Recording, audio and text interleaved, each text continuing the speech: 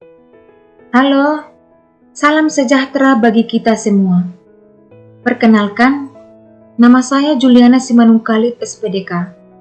Saya peserta pelatihan dasar calon pegawai negeri sipil tahun 2021 di lingkungan Kabupaten Toba. Saya dari Angkatan 43, nomor urut absensi 39, dan kelompok 4. Saya akan memaparkan mapping isi modul akuntabilitas dan nasionalisme dengan pengampu materi diklat Ibu Nurmayana Siregar SE, MSI, dan Badan Penyelenggara Diklat BPSDM Sumatera Utara dan LPP Agro Nusantara, Medan. Inilah keseluruhan mapping isi modul akuntabilitas dan nasionalisme. Ada 4 yang saya bahas tentang akuntabilitas. Pertama, konsep akuntabilitas. 2, mekanisme akuntabilitas. 3, akuntabilitas dalam konteks. 4, menjadi PNS yang akuntabel. Konsep akuntabilitas. Konsep akuntabilitas terbagi 4 bagian. 1, definisi, yaitu kewajiban setiap individu, kelompok, atau institusi untuk memenuhi tanggung jawab yang menjadi amanahnya. 2, aspek, meliputi 3 bagian. 1, akuntabilitas yang merupakan suatu hubungan. 2, akuntabilitas yang berorientasi pada hasil. 3, akuntabilitas memerlukan laporan. Bagian ketiga, pentingnya akuntabilitas. 4, tingkatan akuntabilitas. Dengan dimulai dari tingkat terendah. Pertama, akuntabilitas personal. 2, akuntabilitas individu. 3, akuntabilitas kelompok. 4, akuntabilitas organisasi. 5, akuntabilitas stakeholder. Mekanisme akuntabilitas yang dibagi 4 bagian. 1, definisi meliputi 3. 1, akuntabilitas kejujuran dan hukum. 2, akuntabilitas proses. Dan 3, akuntabilitas program.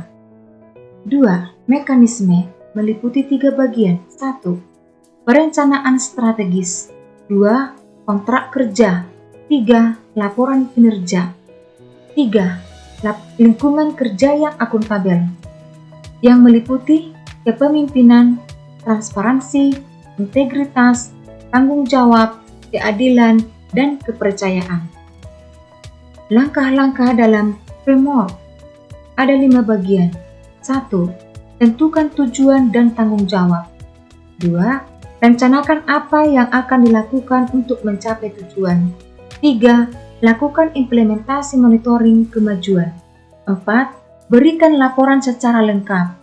5, berikan evaluasi dan masukan perbaikan. Akuntabilitas dalam konteks terbagi 5 bagian. 1, transparan dan akses informasi. 2, praktek kecurangan dan perilaku korup. 3, penggunaan sumber daya milik negara. 4, penyampaian dan penggunaan data dan informasi pemerintah. 5, konflik kepentingan.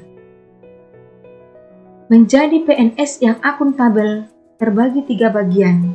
1, asas penyelenggaraan kebijakan dan manajemen ASN yang meliputi 9 bagian.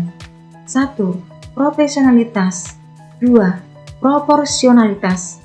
3, keterpaduan. 4, delegasi. 5, netralitas. 6, akuntabilitas. 7, efektif dan efisien. 8, keterbukaan. 9, non-diskriminatif. Bagian yang kedua, prinsip ASN sebagai profesi meliputi 4 bagian. 1, nilai dasar. 2, kode etik dan kode perilaku. 3, komitmen integritas moral dan tanggung jawab pada pelayan publik. 4, potensi yang diperlukan sesuai bidang. Bagian yang ketiga, cara PNS mengambil keputusan yang akuntabel meliputi 3 bagian. 1, memastikan tindakan dan keputusan yang berimbang. 2. Bertindak adil. 3. Akuntabel dan transparan. Melakukan pekerjaan secara efektif dan efisien. Nasionalisme.